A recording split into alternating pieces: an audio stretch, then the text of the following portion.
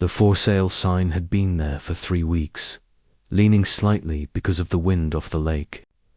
Every morning, Clara Holt would walk past it, pretending she didn't notice, pretending the house behind it wasn't hers. The house was small, 2 stories, faded green shutters, the kind of porch that creaked even when no one stepped on it. She used to love that sound. Now it was just one more thing reminding her what she'd lost. Inside, half the rooms were empty. Boxes lined the hallways like punctuation, marks in a sentence that had already ended. The only rooms untouched were the kitchen and the little boy's bedroom upstairs. "Mum." Ben's voice came from above, muffled through the walls. "Can I keep my height marks on the door?" Clara stopped in the hallway, eyes stinging. The wooden doorframe was covered in penciled lines. His name, his dates, his growth. The first line had been drawn by her husband, Daniel, 4 years before he died. His handwriting was still there, neat and careful. She forced her voice steady. "Yes, sweetheart. Those stay, even when the new people come." "Even then," he paused. "Will they see my name?" "I think they will. Do you think they'll like it?" Clara smiled faintly, though her throat ached. "I think they'll love it." The realtor had told her that the buyer was coming that afternoon. "An architect," she'd said. "Divorced. Quiet. He paid full price. No inspection. Wants to move in right away." Clara had nodded, not listening. It was just a transaction, one more step in the long unraveling of a life. She'd been doing that for 2 years now, unraveling quietly at noon. The doorbell rang. She opened it to find a man standing on the porch, tall, wearing a grey wool coat, hair dusted with lake wind. His eyes were the colour of coffee left to cool. Double quotes, "Ms. Holt?" he asked. She nodded. "You must be Mr. Reeves." "Julian," he said, offering a hand. She hesitated, then took it. His handshake was firm, warm, and oddly grounding. Behind him, a moving van idled at the curb, its engine humming like a low, tired sigh. They walked through the house together. She pointed out the quirks, the sticky window in the upstairs hallway, the loose step on the back porch, the old tree that dropped acorns like rain in September. He listened without interrupting, his gaze moving not just at the walls, but through them, as if seeing what the place had been before her grief settled in. When they reached the kitchen, she stopped. The light from the lake spilled across the floor, catching the chipped tiles they'd never replaced. Julian looked around. "It's a good house." "It was," she said. He turned to her. "You built this life here." "My husband did," she said. "I just lived in it." There was no pity in his face, just quiet understanding. "Sometimes that's harder." She nodded once. "The furnace hums at night," she said. He used to say it sounded like breathing. Julian looked at her for a moment too long, then simply said, "I'll take care of it," when he left. She sat alone in the empty living room, listening to the echo of her own breath. The boys' laughter drifted faintly from upstairs, and for a moment, the house felt alive again, just for a heartbeat. She pressed a hand to the wall, whispering, "Thank you," though she wasn't sure to whom the house, the man, or the memory dot outside. The sold sticker gleamed bright red under the grey sky. That evening, when she tucked Ben into bed, he asked, "Where will we live now?" "With Aunt Maggie, for a while," she said. "She's got a big yard." He frowned. "But it's not home." Clara brushed his hair back. "Home isn't a place, Ben. It's the people who stay." He thought about that. Then Daddy's still home. Her throat tightened. Always. He smiled sleepily. Then maybe Mr. Reeves will take care of the house until we can come back. Clara kissed his forehead. Maybe, she whispered. Across town, Julian Reeves sat in the empty kitchen, a single lamp casting long shadows across the walls. The moving boxes surrounded him, silent sentinels of another life. He opened his notebook, a small leather journal filled with sketches of buildings. Lines, light. On the last page, he began a new drawing. The house he had just bought. Halfway through, he stopped, noticing something faint under the edge of the counter. A small strip of tape, barely visible. He pulled it free. Underneath was a note, yellowed and smudged. It read, in soft handwriting, "If you're reading this, you're standing where we used to stand every morning. Please be kind to the house. It remembers more than you think." Julian sat still for a long time. Then, quietly, he whispered, "I will." The first week Julian lived in the house, it snowed. Not much, just a thin layer that softened the street, made the porch steps slick. From the upstairs window, the lake looked still and silver, like a coin dropped in fog. He spent his days unpacking, sketching the renovation plans he thought he'd need. Replace the roof tiles, repaint the kitchen, tear down that useless wall by the staircase to open up the view. But every time he lifted a hammer or touched the paint roller, something made him stop. The house didn't need changing. It needed listening. The first odd thing he noticed was the faint pencil marks on the door frame of the small bedroom upstairs. Names, dates, heights each, one stretching higher like a timeline of hope. He traced one with his finger, BEN, age 5, then another. Just above it, DAD 6, 1 inch, still winning. Julian smiled. There was something unbearably human about it. He found himself lowering the hammer. He couldn't erase that. Instead, he took a photo of the doorframe and made a note in his sketchbook. Preserve wall markings. Memory stays up by evening. The house had started to feel less empty. The wind hummed softly through the old vents. The radiator clicked like a heartbeat. Julian sat at the kitchen table, sketching quietly, when he heard the soft flutter of paper. A loose tile on the counter had come unstuck. Under it, folded carefully, was a small envelope, yellowed at the edges. No address. Just one word on the front, us. He hesitated, then opened it. Inside was a photograph faded, but still clear enough. A woman with light brown hair and gentle eyes, holding a little boy on a porch. Behind them, the same green shutters, written on the back in neat script. Ben's first day of school. September 4th. We did it. Julian set the photo down, staring at it for a long time. He didn't know why it made his throat tighten. Maybe because of the way she smiled, brave and tired all at once. Maybe because the house itself seemed to breathe with her.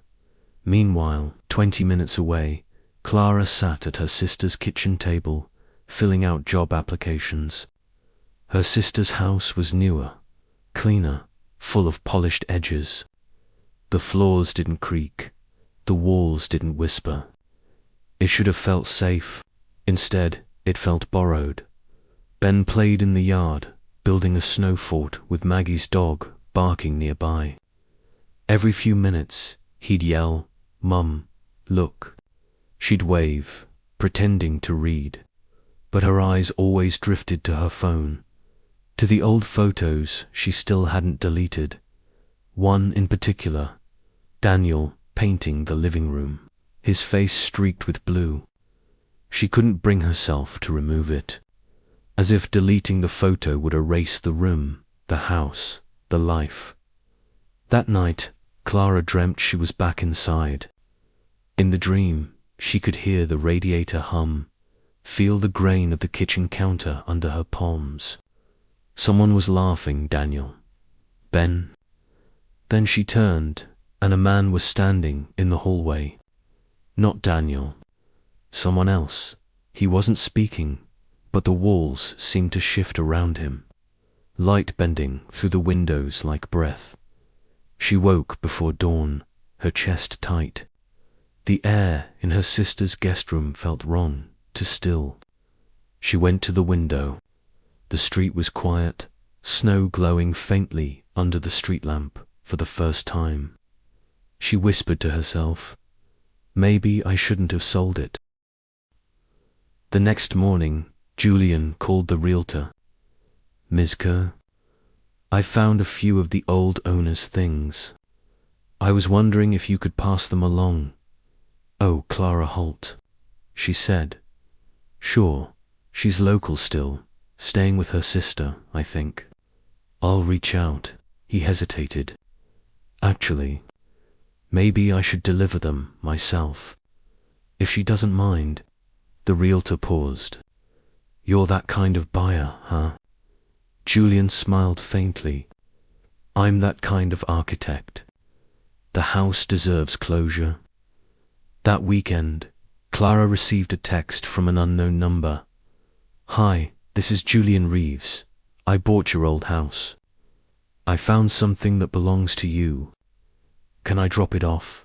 She stared at the message for a long time before replying. You can leave it with my sister if you'd like. A few seconds later, another buzz. I think you'll want to see it yourself.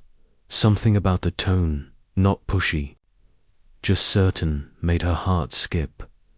On Sunday afternoon, he came. She recognized him instantly. Tall, the same calm eyes.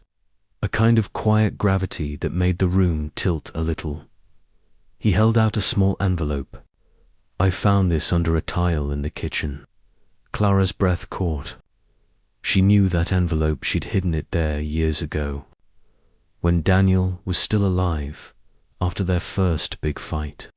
When she'd needed a reminder that they'd built something together. She took it, tracing the crease. Thank you, she whispered. He nodded. I almost threw it away. But the house stopped me. The house stopped you, she said, half smiling. He shrugged, embarrassed. I don't know. I guess it just felt like it mattered. Clara met his eyes.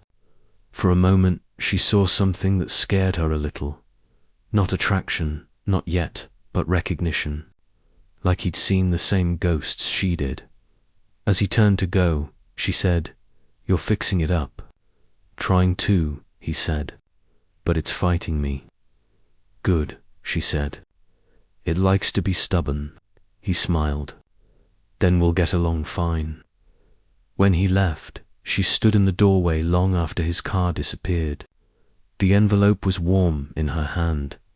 Inside, the photo still smelled faintly of home. By February, the snow had turned to rain.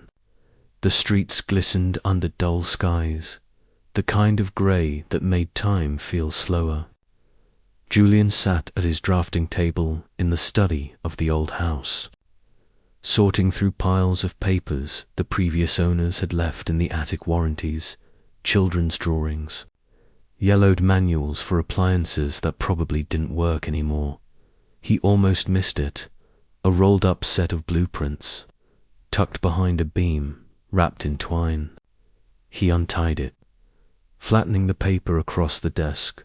The heading read, Residential Project Number 221, Holt Residence, Lakeview, Chicago.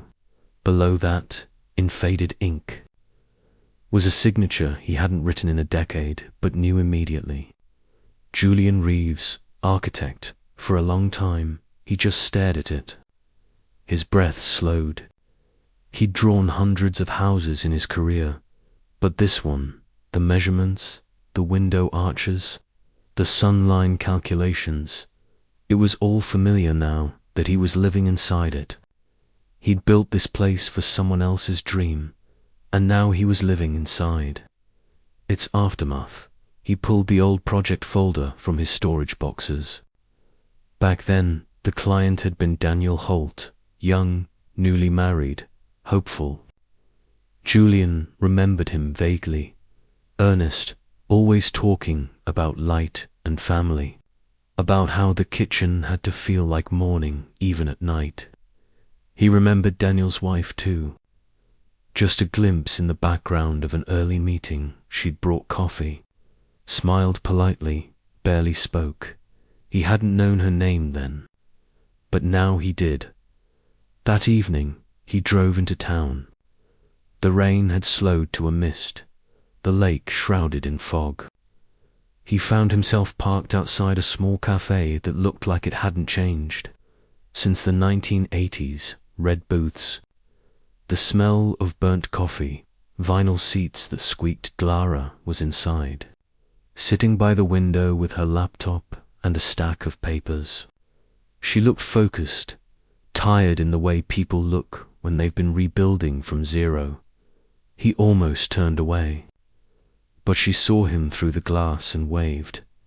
He stepped in, the bell above the door chiming.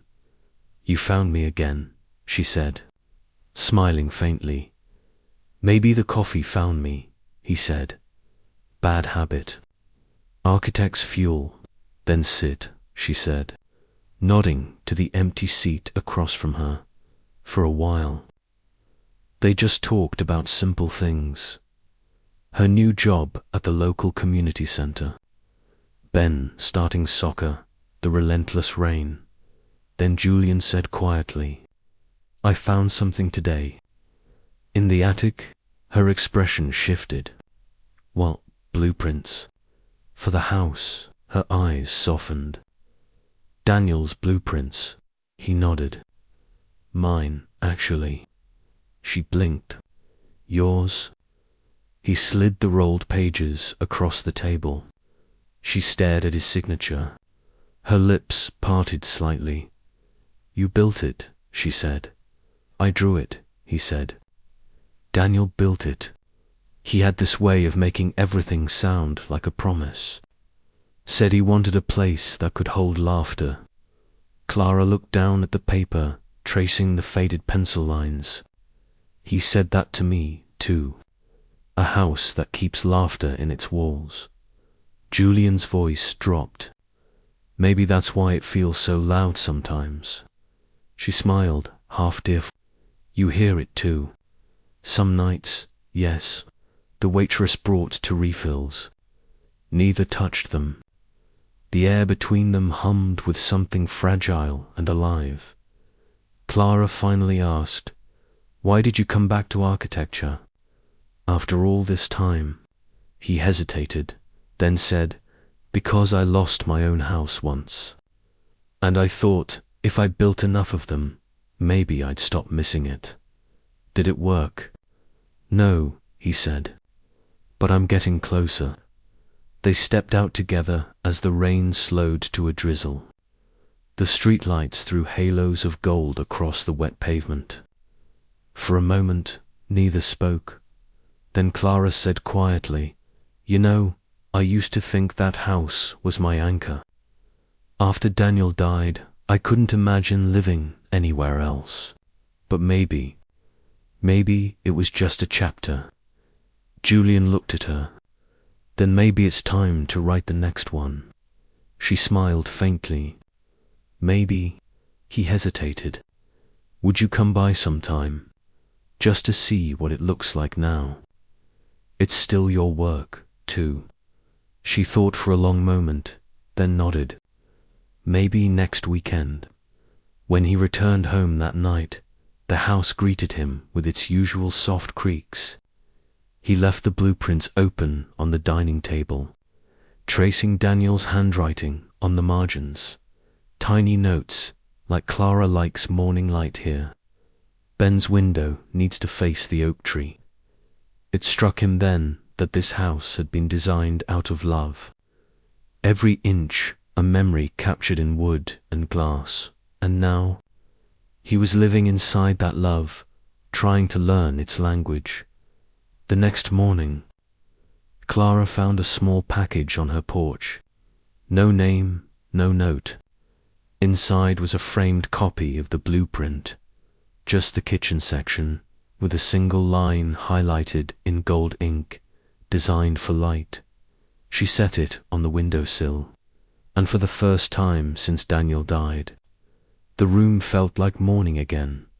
The Saturday Clara agreed to visit, the weather turned kind. For the first time in weeks, the clouds broke and sunlight stretched across the lake. It was the kind of morning that smelled like thawed earth and damp wood. Ben was thrilled from the start. "Are we really going back?" he asked for the 10th time as they drove down the narrow road lined with bare trees. "Just for a little while," Clara said. "To visit, not to stay." He grinned. "The house will remember us." Clara smiled at the road. "Maybe it will." When they pulled up, the porch looked almost the same. Same green shutters, same crooked railing, only the snow was gone and the wood gleamed fresh with varnish. Julian was waiting by the door, hands in his pockets, sleeves rolled up despite the chill. He looked both nervous and calm, like a man standing on sacred ground. Ben ran ahead before she could say a word. He stopped at the foot of the steps, tilting his head as if listening. Then he said, "It still creaks the same." Julian smiled. "It missed you inside." The air smelled of paint and coffee and something older, the scent of wood warmed by sunlight. The furniture was different, but the soul of the place hadn't changed. Clara's heart tugged at the familiar rhythm of the floorboards under her feet. Julian walked beside her, keeping a respectful distance. "I didn't want to change too much," he said quietly. "I fixed the roof, but left the windows the way they were." "That's good," she said, touching the frame near the sink. "They like to whistle when it rains." Ben darted up the stairs before she could stop him. "My room," he yelled. She laughed softly. He never called it anything else. Julian nodded. He should keep calling it that. They followed the sound of footsteps. In the small bedroom, Ben was standing in front of the marked doorframe, tracing the pencil lines with his finger. "They're still here," he said, eyes wide. "You didn't erase them." Julian shook his head. "Some things shouldn't be painted over." Ben turned to him, serious. "You're a good grown-up." Julian smiled. "That's the nicest thing anyone's said to me in a long time." Clara leaned against the doorway, her throat tightening. The afternoon light spilled through the window, catching the dust in golden particles. For the first time in years, she didn't feel haunted here. She felt seen. After a while, they all gathered in the kitchen. Julian had set out sandwiches and hot chocolate, clearly over-prepared. Ben chattered between bites, telling him about soccer, his favorite cartoons, how he wanted to be an engineer like my dad, but maybe cooler. Julian laughed. "That's a big goal." Ben nodded solemnly. "Mum says Dad built this house with you." Clara stiffened. Julian's eyes softened. "He did," he said gently. "Your dad had good ideas. Better than mine, sometimes." Ben's face lit up. "Did he draw stuff too?" "Everywhere," Julian said. "He used to sketch notes in the margins of the plans about you, about your mum, about where the sunlight should fall in her kitchen." Clara stared down at her cup. The steam blurred her vision. "He always wanted to leave pieces of us in the design." "He did," Julian said. "They're still here." When Ben went outside to explore the yard, Julian and Clara lingered by the counter.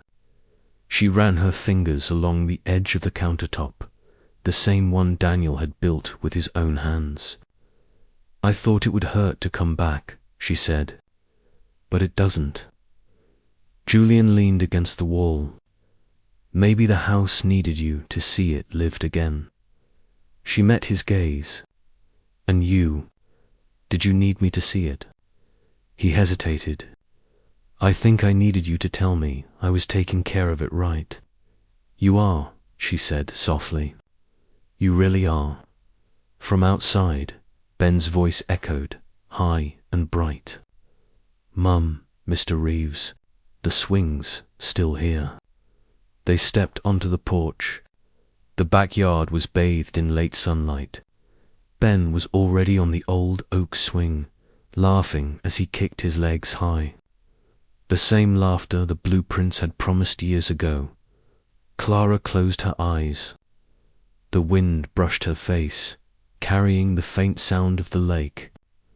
For a heartbeat, she could almost hear Daniel's voice, not as a ghost, but as a memory made gentle.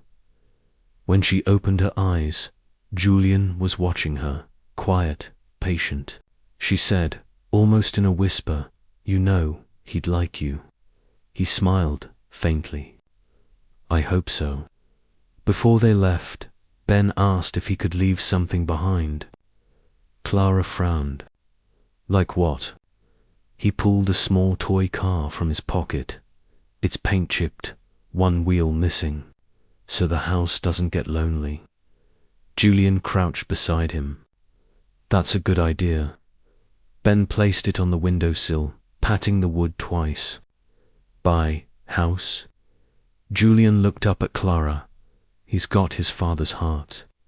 She nodded, her voice barely there. "And maybe your hands." That night, as Julian closed the door behind them, he walked through each room slowly. In the hallway, the air still felt different where they'd stood. The pencil lines on the doorframe glowed faintly in the lamplight. He passed his hand over the wood, whispering without meaning to, "They'll come back someday." Somewhere behind the walls, the house creaked softly like an answer. Julian woke before dawn, the air in the house colder than usual. The hum of the furnace came and went, uneven, as if the house itself were breathing slower. He wrapped a sweater around his shoulders and went upstairs to his small office, the one he'd turned into a workspace since moving in. On the desk, the blueprints from Daniel Holt's project still lay open. He hadn't been able to put them away. Last night, while remeasuring the hallways for a renovation idea, he'd noticed a faint line on the paper that didn't match the built layout. A door that didn't exist. At first, he'd thought it was a drafting mistake. Now, in the grey light of early morning, he wasn't so sure. He traced it again with his finger, a small, rectangular room, drawn between the master bedroom and the attic staircase. Marked in pencil, "Room for B, for her, the room of light." Julian whispered to himself, "What were you building, Daniel?" The blueprints gave no details beyond a few notes. Hidden skylight. Private space. Morning only, he climbed the stairs, following the measurements on the page. The attic door creaked open, the scent of dust and cedar filling the air. The beams above were thick with cobwebs. The floor slanted slightly where the old wood had settled over time. He walked toward the eastern wall, 12 feet, just like on the plan, and tapped his knuckles against the paneling. Hollow, he hesitated, then pulled gently at the edge of the wall. The wood shifted. A panel came loose, revealing a narrow doorway behind it, sealed long ago. Inside was a small, square space, no bigger than a walk-in closet. The ceiling sloped gently, and in the center was a round skylight, dusty but intact, filtering in the first weak rays of dawn. It wasn't much, but it felt alive. The air was cooler, lighter. Julian stepped inside, whispering, "The room of light." He didn't touch anything, just stood there, feeling the quiet. A small wooden stool sat in the corner, its paint flaking, and beside it, a sketchbook, wrapped in a cloth that had yellowed with time. He hesitated only a moment before unwrapping it. The first page was a pencil drawing of the house, the way it looked when it was new. The next few pages were filled with notes, measurements, sunlight angles, and then, halfway through, the writing changed. Long paragraphs in a different hand, less precise. He recognized the handwriting. It was Clara's. He says this will be my space, my light, but I don't know what I'm supposed to do with it. Maybe I'll just sit here when he's gone and try to remember what silence feels like when it's kind. Sometimes I think the house listens. When it settles at night, it sounds like it's sighing. Daniel says that's a good thing. It means the wood is breathing. I wish I could breathe like that. Julian closed the book gently, his throat tight. It wasn't just a room. It was a sanctuary built for her, by him, before everything fell apart. He sat on the floor, looking up at the skylight. The sun was climbing now, painting a narrow stripe of gold across the wooden wall. Dust floated like slow rain. He realized he'd never seen light this pure inside a house before, not the kind that illuminates, but the kind that forgives. He whispered, "You built her peace." For a moment, he thought he could almost hear a response, a faint creak, the sound of wood shifting. He smiled. "Or maybe you just kept it safe." That afternoon, he called Clara. "Hey," she said, her voice cautious. "Everything okay?" "I found something," he said. Upstairs. She was silent for a beat. "Something bad?" "No," he said. "Something you might want to see." An hour later, she was there. He led her up to the attic without saying much. When she saw the open panel, she froze. "Oh my God," she whispered. He finished it. "You knew about this?" She nodded slowly. "He used to talk about building me a place where time couldn't follow. A room that caught only the morning light, because he said that's when I smiled the most." She laughed softly, shaking her head. "I thought he was joking." Julian said he wasn't. She stepped inside, eyes wide. The light from the skylight fell across her face, soft and warm. For a moment, she looked years younger, not because of vanity, but because of recognition. "I used to sit here when Ben napped," she said quietly. "Even before the walls were finished. I'd bring coffee up and just listen. Daniel said the wood would remember me." Julian watched her fingers trace the air, as if she could still feel the echo of those mornings. He said, "Maybe it did." She turned, meeting his eyes. "You found it for me." He shook his head. "No, he built it for you. I just opened the door." They sat together for a while, not speaking. The light shifted slowly, moving from gold to silver as the day deepened. Finally, Clara said, "You know what's strange? For the first time since he died, being in this house doesn't hurt. It just feels like..." "Remembering?" Julian nodded. "That's what good architecture does. It holds memory until you're ready to carry it again." She smiled quietly. "You talk about buildings like they're people. Maybe they are," he said. "The good ones, anyway." When she left that evening, the light had faded to grey. Julian stayed behind, standing in the small hidden room. The last rays slipped through the skylight and landed on the open page of the sketchbook. He looked down. One line was underlined twice in Clara's handwriting. If I ever forget who I am, may this room remind me I was loved. Julian closed the book gently. He did, he whispered, and maybe still does. For the next few days, the house lingered in Clara's mind like a scent she couldn't shake. Everywhere she went, the grocery store, the community center, even when reading bedtime stories to Ben, pieces of it kept surfacing. The skylight, the way the dust floated in that secret room, the faint echo of her own handwriting on those pages. It was like the house had followed her home at night. When Ben was asleep, she sat at her laptop, staring at a blank document.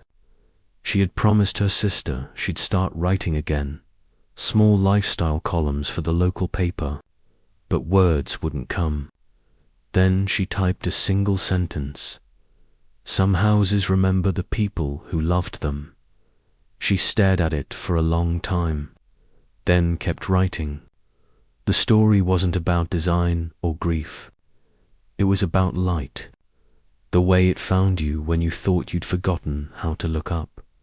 She wrote about the sound of floors that sigh, about kitchens that keep laughter in their walls, about how the morning sun has a memory of its own.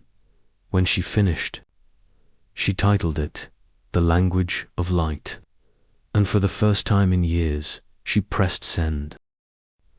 Meanwhile, across town, Julian was sitting in the hidden room, his back against the wall. He'd started bringing his sketchpad up there in the mornings. There was something about the silence that made the lines flow differently. He began sketching, not structures, but feelings. Hands resting on a kitchen counter, a child's shoes left by a door, the shape of sunlight across an old wooden floor. It wasn't work. It was listening. A soft knock startled him one afternoon. He climbed down the narrow stairs, wiping his hands on his jeans. Clara stood by the doorway, holding a newspaper. "You saw it?" she asked, smiling. He blinked. "Saw what?" She handed him the paper. Page 6. He flipped it open. Her article filled half the page. His house, their story, distilled into words. He read silently, her voice echoing in the sentences. Some homes are built from plans. Others are built from love. And a rare few, the best ones, are built to outlive sorrow. He lowered the page slowly. "It's beautiful," he said. "You wrote what the house feels like." Clara looked away, embarrassed. "I didn't want to use names, but I thought maybe, if someone else reads it, they'll understand what it means to keep something alive." Julian nodded. "You did more than that. You gave it a voice." They ended up walking to the lake together. The water shimmered under a pale sky, still half frozen at the edges. Ben was skipping stones nearby, his laughter bouncing off the quiet shoreline. Julian glanced at him. "He's got good aim. He practices every day," Clara said, smiling. "He says the water listens better than people do." Julian chuckled softly. "Smart kid." Clara looked at him then, really looked at the crease near his eyes, the quiet steadiness in the way he carried himself. "You're different in that house," she said. He tilted his head. "Different how?" "Like you belong to it," she said. "Like it chose you." Julian didn't answer right away. He was watching the lake, its reflection trembling in the wind. Finally, he said, "Maybe it did." Later that week, Julian drove into the city for a client meeting. While sorting through his old archives, he came across a letter he'd forgotten, an old envelope with faded ink. It was dated June 12, 2015. Months after the Holt project had been completed, he opened it carefully. The letter was from Daniel.Julian. "You probably don't remember me much. The guy with too many ideas and not enough money. But I wanted to thank you. You didn't just build us a house. You built me a promise. If anything ever happens, please make sure someone who understands light finds their way there. That's all I ask." Julian read the line twice, then again. His breath caught. A cold, trembling clarity filled him.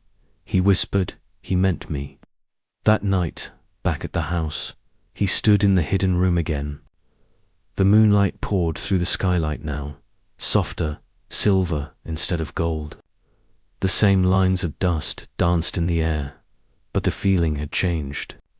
He felt Daniel's presence, not haunting, not watching, but trusting. Passing something forward, he whispered, "I found her. She's okay." The wood creaked, almost kindly. Julian smiled. "Yeah," he said softly. "I'll keep it safe."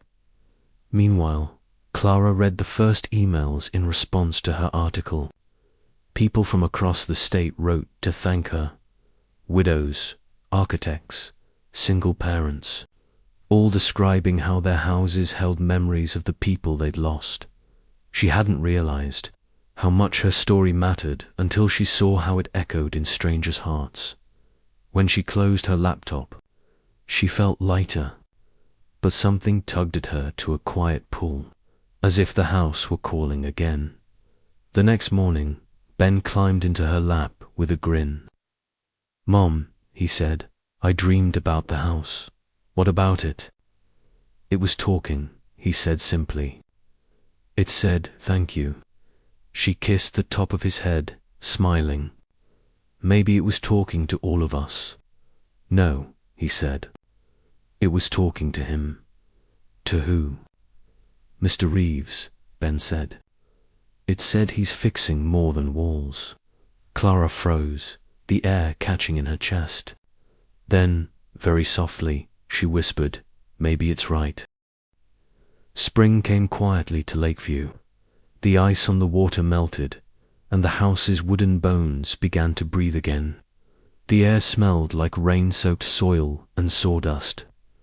Julian spent his mornings with the windows open, fixing what winter had bruised, repainting frames, sanding the floors, and sealing cracks that had opened in the cold. But every day, his hands kept drifting back to the room of light. It was like the house kept asking for something unfinished.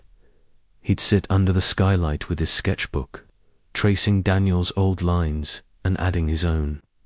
The light moved differently now, no longer sharp, but gentle, almost human. He wanted to finish the room, not to claim it, but to give it what it was promised.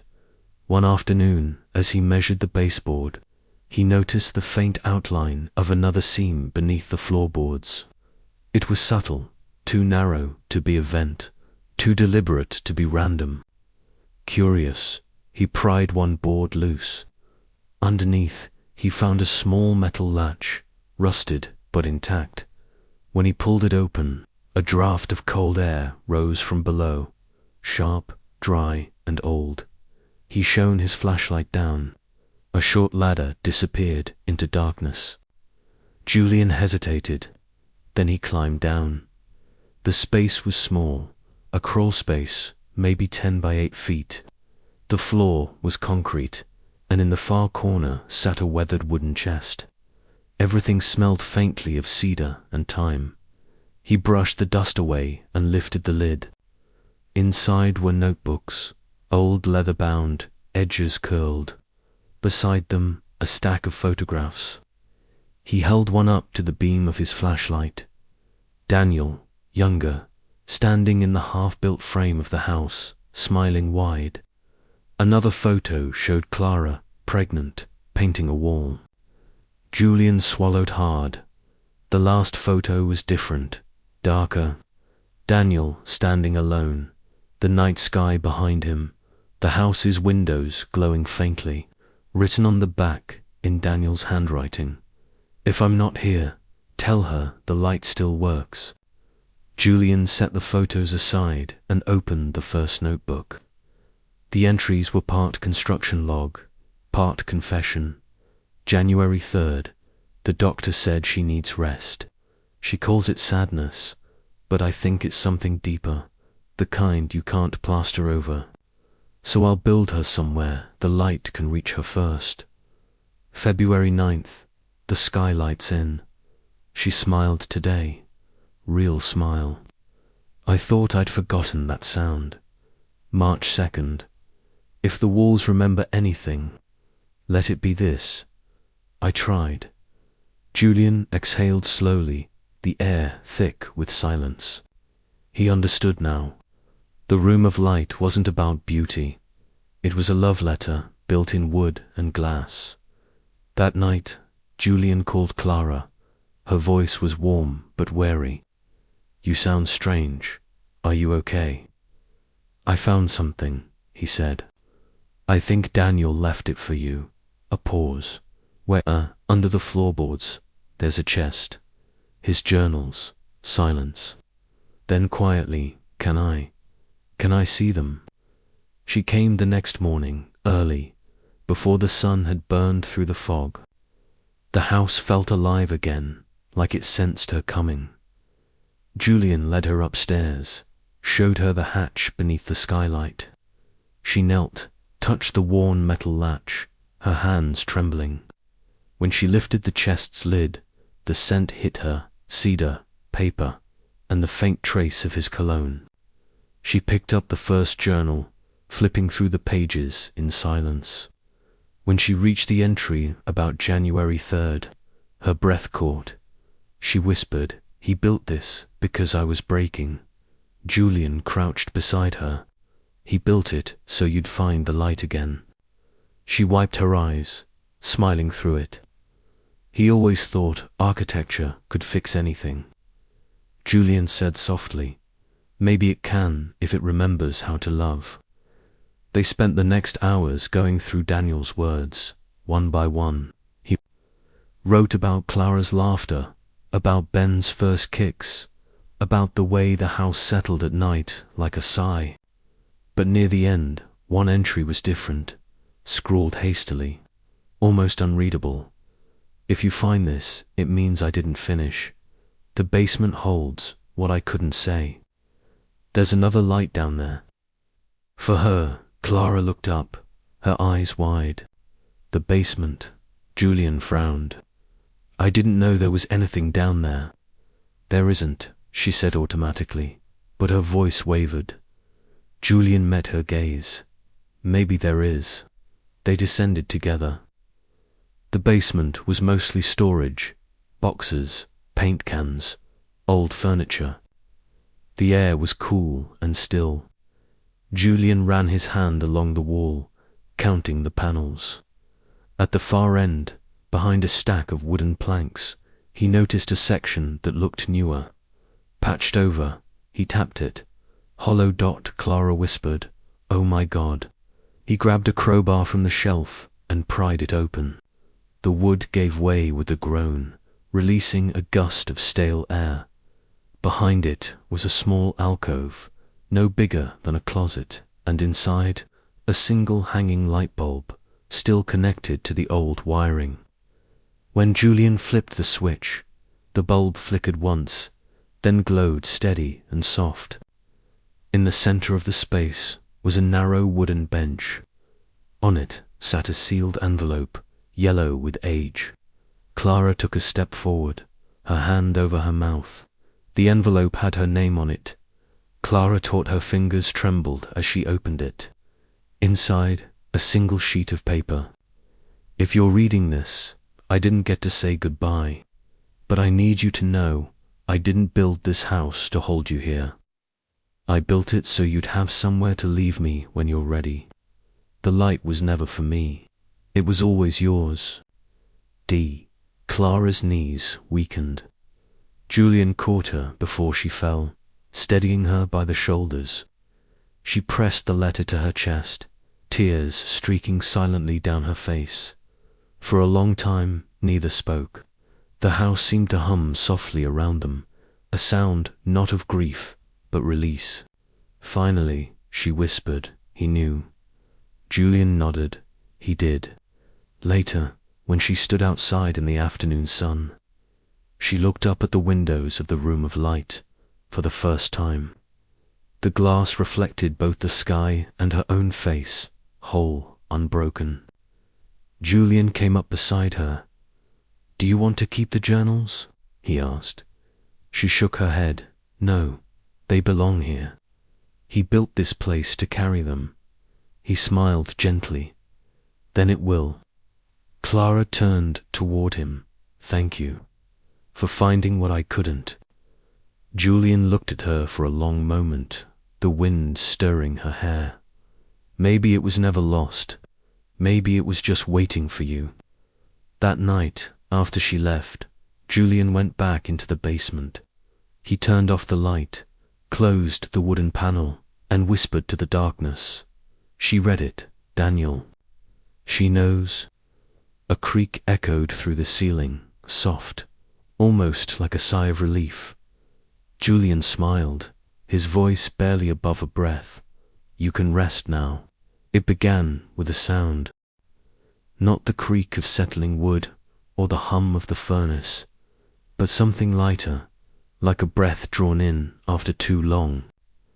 Julian heard it first, standing in the room of light early one morning, coffee in hand, staring up at the skylight. The sunlight slid through the glass in long, slow ribbons, spilling warmth over the unfinished walls. For the first time since he'd moved in, the house felt awake. Clara and Ben started coming by on weekends. At first, just to drop things off, Daniel's old tools, a stack of art supplies, a few framed photos. But gradually, the visits became longer. They painted, repaired, rearranged, argued about color palettes. Ben called it fixing Dad's dream. Clara called it learning to stay. Sometimes Julian would find Ben sitting on the porch steps, staring into the distance like he was listening to something invisible. Once, Julian asked, "What do you hear out there, buddy?" Ben smiled. "He's teaching me." Julian frowned gently. "Who is?" "The man in the light," Ben said simply, as if it were obvious. "He says the walls still remember." Julian didn't correct him. He just said softly, "Then you should listen." That evening, Clara and Julian worked side by side in the kitchen, repainting the trim. The air smelled of pine and fresh paint. She wore one of Julian's old shirts, sleeves rolled to her elbows, her hair tied up in a loose knot. Every so often, their brushes bumped, and they'd laugh quietly. The kind of laughter that made the air softer at one point. Clara stopped, leaning against the counter. "You know," she said, "this kitchen was always Daniel's favorite." Julian looked up. "Because of the light. Because of the noise," she said. "He said if a house ever goes quiet, it forgets how to love." Julian smiled faintly. "Then we're doing a good job keeping it loud." She laughed, eyes bright. "Yeah, maybe we are." Ben came running in a few minutes later, his hands smudged with chalk dust. "Mum, Mr. Reeves, you have to see this." He pulled them outside to the sidewalk. On the driveway, drawn in colorful chalk, was a huge outline of the house, every window, every door. But at the center, Ben had sketched something new, a round skylight, rays stretching out like a sun. "That's the room of light," he said proudly. "Dad said to finish it." Clara froze. "Ben, who told you that?" Ben blinked. "He did, last night." In my dream, Julian met Clara's eyes. Neither spoke, but the air between them hummed, not fear, but reverence. The kind of silence you give to things you can't explain. That night, when the house was quiet again, Julian found Clara standing in the room of light. She had lit a single candle beneath the skylight. its flame flickering in the soft air. I read more of his journals, she said without turning. The last few pages weren't about building anymore. They were about forgiveness. Julian waited. She took a breath. He knew he was sick, long before he told me. He didn't want me to stop him from finishing the house. So he wrote that every nail, every beam, was a way of saying goodbye.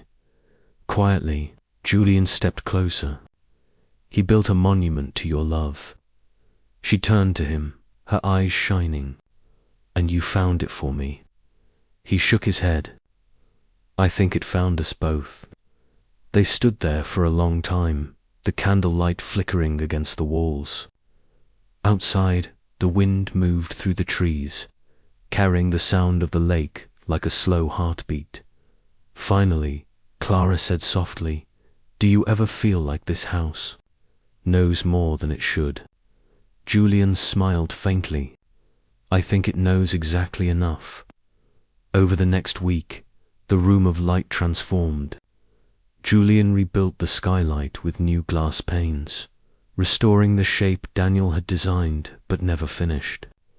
Clara filled the space with small things that made it hers: a chair, a potted fern, a framed photo of Ben's chalk drawing. It wasn't a shrine anymore. It was living. When Ben saw it completed, he whispered, "It's smiling." Julian crouched beside him. "You think so?" Ben nodded seriously. Yeah, it was waiting. That evening, after Clara put Ben to bed, she walked back to the house. The moon was high, painting the lake silver. Julian was upstairs, finishing a few details near the skylight. She stood in the doorway watching him, the quiet concentration on his face, the way the lamplight caught in his hair.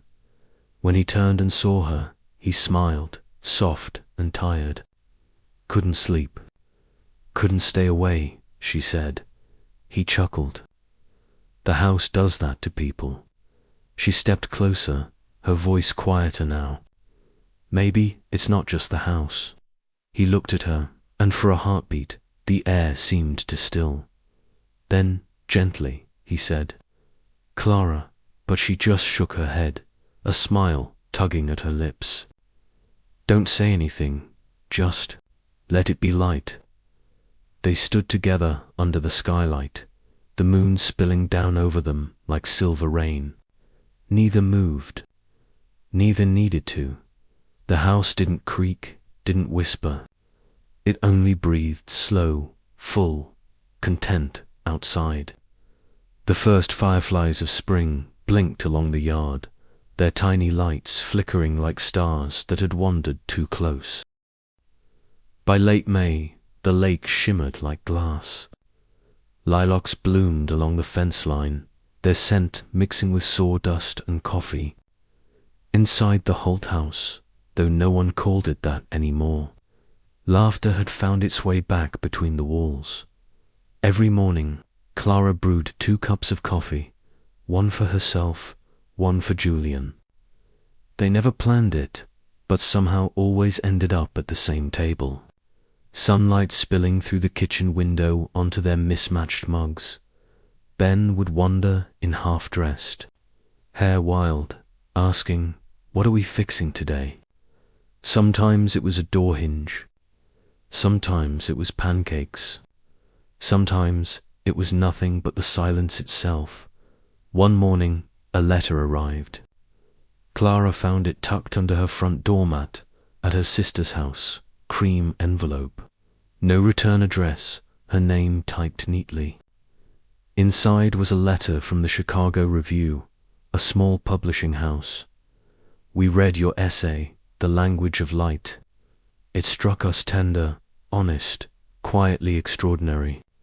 Would you consider expanding it into a full memoir?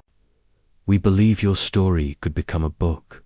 She read it twice, then a third time, her heart pounding.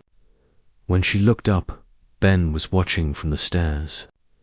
"Is it bad news?" he asked. She smiled, blinking fast. "No, sweetheart.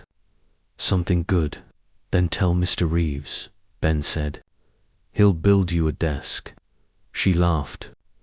You think he builds everything? Ben shrugged. He builds light. That evening, Clara walked down to the lake. Julian was there, sketchbook open, his pencil scratching softly. She handed him the letter. They want me to write a book. He read it, his brow lifting slightly. That's incredible, Clara. I don't even know where to start, she said. It's one thing to write a column. A book feels bigger, too big. Julian smiled faintly. Then start small. One room at a time. She looked out at the water. You make it sound like architecture. Writing is architecture, he said. You're building memory. For a long while, they sat in silence, the wind moving across the lake in soft ripples. Then she asked, Do you ever think about leaving? Doing something bigger? Julian didn't answer right away. Actually, yes, he said finally. A firm in New York reached out. They want me to head a restoration project. Her heart tightened. That's wonderful. It is, he said. But it means leaving this place. This house. She forced a smile. Houses don't vanish when people go. No, he said quietly. But they forget faster. The next morning, Ben bounded into the room of light with his sketchbook. He'd started drawing on his own lately. Crooked windows, smiling doors, stick figures, standing under the skylight. Clara found him there, sprawled on the floor, tongue sticking out in concentration. What you're working on? She asked. He grinned, holding up the drawing. It's our house. But look, he pointed to a tall figure beside the window. That's Mr. Reeves, and that's you, and that's Dad in the light. Clara knelt beside him. And what's that? She asked, pointing to a small circle drawn between them. Ben said seriously, That's what Dad built for him. She blinked. For Julian? Yeah, Ben said. Dad said he built Mum a room of light, but for Mr. Reeves, he built a door, so he could come in. Clara froze. The room seemed to hold its breath. Ben looked up, smiling as if it were the most obvious thing in the world. It's okay, Mum. He said the house remembers love, not who started it. That night, Clara couldn't sleep. She went downstairs, barefoot, the old floorboards cool under her feet. The house was quiet, but not empty. She could feel Daniel everywhere, in the hum of the vents, the rhythm of the walls. But for the first time, it didn't feel like grief. It felt like presence. She walked to the window, where Julian's blueprints still lay open. One page caught her eye, a new sketch. The room of light, exactly as it was, but with an addition. A narrow doorway drawn in faint pencil, leading outward. Beneath it, in Julian's handwriting, were the words, Every light needs an open door. The next day, she found him in the yard, trimming the hedge. You're really leaving? She asked quietly. Julian looked up. The offer's good, and I've been running from the city for too long. She folded her arms. So that's it. You build homes and just move on, he hesitated. Usually, but not this time. She asked. He smiled, soft and tired. This time feels different. Like the house isn't done with me yet. Later that afternoon, Ben came running out with something in his hands, a folded piece of paper smudged with chalk dust. I wrote a letter, he announced. To who? Julian asked. To the house, Ben said proudly. So it doesn't miss us if you leave. Clara smiled. Can I see? Ben shook his head. No, it's private. He ran to the room of light, climbed onto the stool, and slipped the letter behind one of the wall panels. When he came back down, he said, There, now it won't forget. Julian looked at Clara. Her eyes shimmered. Neither spoke. That evening, the three of them sat on the porch watching the lake darken into silver. Ben fell asleep first, his head in Clara's lap. Julian leaned against the railing, quiet, thoughtful. The soft creak of wood filled the spaces between their breaths. Finally, Clara said, If you go, promise me one thing. He turned. What? Don't forget how this place sounds when it breathes. Julian looked at her, eyes gentle. I couldn't if I tried. She smiled faintly. Good, because maybe that's what Daniel built for you. He frowned slightly. What do you mean? She whispered, away back. The day Julian was supposed to leave. The sky was the color of pewter, that kind of pale grey that can't decide if it wants to rain or not. He packed lightly, a single duffel bag, his sketchbooks, and one folded blueprint he couldn't bring himself to leave behind. The house seemed to know. It was too quiet downstairs. Clara stood in the kitchen making coffee, the same way she had every morning for months. When he walked in, she smiled, small, brave, the kind of smile that knows how to hide everything else. You're early, she said. Couldn't sleep, he answered. She handed him a mug.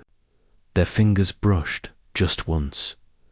It was enough to make the silence between them heavy, warm. Ben came stumbling down the stairs, hair a mess, holding something behind his back. Wait, he said. You can't go yet. Julian smiled. Why not? Ben grinned, revealing the paper he'd been hiding. It was a drawing, the house, again.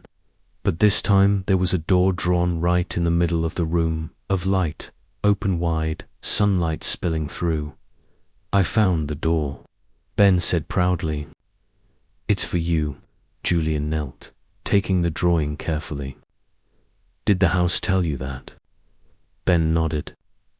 No, Dad did. Clara froze. Ben, he looked up, serious now. He said you're supposed to go, but you'll come back when the light needs you. Julian's throat tightened. He whispered, That sounds like him. By noon, the car was loaded. Clara walked him to the porch. The lake glittered faintly through the mist, the smell of lilacs and wet wood heavy in the air. I don't really know how to say goodbye, Julian said. Then don't, she said softly. Just go the way you came, quietly. He smiled faintly. You make that sound poetic. Everything sounds poetic when it hurts, she said. He turned toward the house one last time. The room of light gleamed faintly through the upstairs window. I'll keep in touch, he said. She nodded, eyes bright. I know. When he stepped down from the porch, she said, Julian. He turned. She hesitated, then said, Thank you, for fixing more than walls. He wanted to answer, but the words stuck. Instead, he lifted a hand in a quiet salute, half wave, half promise, and walked to the car. The drive to the city felt longer than it should have. Miles of highway slid past, endless and grey. He tried to focus on the future, the project, the team, the new skyline waiting for him. But every time the light hit the windshield just right, he saw that house, the green shutters, the oak swing, the skylight that carried its own pulse. When he reached Chicago, his phone buzzed, a photo from Clara. It was Ben, standing in the room of light, holding the candle Julian had left behind. The message read, He says it's still breathing. Julian stared at the screen until his vision blurred. Weeks passed. Clara's manuscript grew thicker. The words poured out of her like morning light spilling through old glass. She wrote about Daniel, about grief, about how some promises stay standing even when people don't. And, without naming him, she wrote about the architect, the man who didn't build the house, but helped it remember why it was built. She titled the book, The Door in the Light. One evening, while revising a chapter, she heard Ben calling from upstairs. "Mum, come see." She hurried up to the room of light. The last streak of sunset was pouring through the skylight, hitting the floor in a perfect square of gold. Ben stood in the middle, holding something small in his hands, a folded piece of paper, browned at the edges. "I found this behind the wall," he said. She opened it carefully. Inside, in Daniel's handwriting, "If someone ever finishes this room, tell them thank you for bringing the morning back." She smiled through her tears. "He already knows," she whispered. That night, after Ben fell asleep, Clara sat alone in the quiet. The air was warm, the house peaceful. She reached for her phone, typed a message she wasn't sure she'd send. "The light still works. Thought you should know." She hit send before she could change her mind. Seconds later, her phone buzzed. Julian's reply came simply, "Then, I guess I did my job." Another message followed, "Keep the door open. I might visit." Clara smiled, setting the phone down on the table beside her. Outside, the night hummed softly, as if the house itself was listening, far away. In a high-rise apartment in Chicago, Julian looked up from his drafting table. The city glowed beyond his window, cold, bright, endless. But the light in his room felt different, softer somehow. He reached into his sketchbook and pulled out Ben's drawing, the one with the open door. He pinned it to the wall, right above his new project plans. And as the morning light crept through the blinds, he whispered, "I'm still here." Weeks later, when he did come back, unannounced, unplanned, it wasn't because of work or duty. It was because every blueprint he touched since had started to look like that house. When Clara opened the door and saw him standing there, she didn't ask why. She just said, quietly, "Welcome home." And somewhere behind them, the house exhaled, long, low, content. Summer came quietly that year. The lake was clear enough to see the stones on its bed, the sky soft and endless. Every window in the house was open, the curtains breathing in and out with the wind. If you stood on the porch, you could smell lilac, wet grass, and paint drying, the scent of something being lived in. The house no longer felt haunted. It felt inhabited. Clara's book came out in June. It wasn't a big release, no fancy tours, no talk shows, just a quiet arrival at a small bookstore in town. But the line stretched out the door anyway. People came with dog-eared copies of her essay. Others brought flowers. And one older woman pressed her hand and whispered, "Thank you for putting words to what we all felt." The cover showed sunlight spilling through a skylight onto an empty floor. Title, The Door in the Light.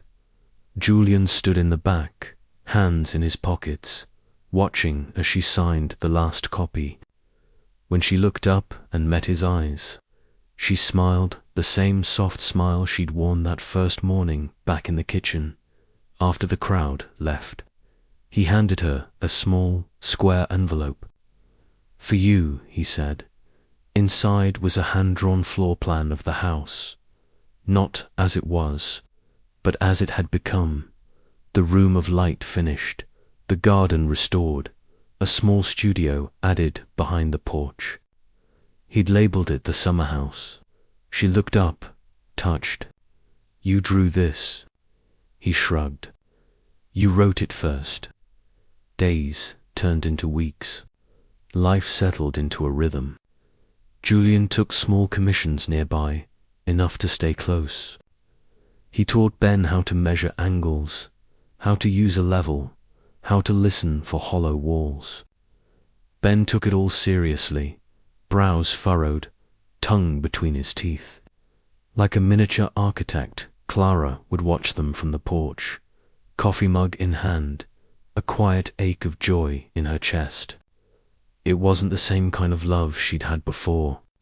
It was slower, built from small things, the scrape of wood, the smell of morning bread, the sound of laughter upstairs. It was earned, sometimes late at night, when the house was dark. Julian would walk up to the room of light. The skylight still caught the moon just right. The air felt alive, the way it always did, like breath, like memory. He'd sit on the floor, close his eyes, and hear faint echoes, Daniel's hammer against wood, Clara's laughter, Ben's tiny footsteps. He didn't feel like an intruder anymore. He felt like a continuation once. Clara found him there, half asleep under the skylight. She smiled. "Can't sleep." He opened his eyes, smiled back. Didn't want to miss the light. She stepped inside, barefoot, the floor cool beneath her feet. "It's funny," she said. "I used to think this room was built for sorrow, and now?" he asked. She looked around, then at him. "Now it's just home." A week later, Ben came running in from the yard. "Mum, Mr. Reeves." Look, they followed him outside. The oak tree, the one that had shaded the swing since before Ben was born, was glowing with fireflies. Hundreds of them, blinking slow and steady in the twilight. Ben spun in circles beneath them, laughing. "It's like the light moved outside." Clara looked at Julian. Maybe it learned how to travel. He smiled. Or maybe it just wanted to breathe fresh air. The next morning, a small package arrived at the house. No return address. Inside was a weathered photograph, mailed anonymously. It was of the house, years ago, mid-construction. Daniel stood by the porch, hand raised to block the sun. Beside him, a note scrawled in his handwriting. "If the light finds you, stay." Clara turned it over in her hands, her eyes misting. She handed it to Julian. "I guess he knew you'd come." Julian's voice was soft. "Maybe he built it for both of us." By August, the house was done. Not perfect, never perfect, but whole. Every wall painted, every window open. The room of light had become Clara's writing space, filled with drafts and morning air. Ben's laughter echoed down the hall. Julian's coffee mug lived permanently on the kitchen shelf. One afternoon, Ben asked, "Mum, can we rename the house?" She smiled. "What do you think we should call it?" He thought for a long time, then said, "The Breathing House, because it's alive." Julian looked up from his sketchpad. "That's perfect." That evening, when the sun dropped behind the trees, they sat on the porch together, the three of them, wrapped in the hum of crickets and the faint rustle of the lake breeze. Clara leaned her head against Julian's shoulder. Ben dozed between them, his small hands still sticky with melted popsicle. Julian said softly, "You ever think the house is listening right now?" Clara smiled. "I think it always is." He looked out at the fading light. "Then maybe it's saying thank you." She closed her eyes. "For what?" "For staying," he said, and as twilight deepened into night, the house creaked once, the kind of sound wood makes when it's settling happily into itself. The walls held laughter now, not ghosts. The air was full of memory, not mourning. The light stayed, and it would for a very long time.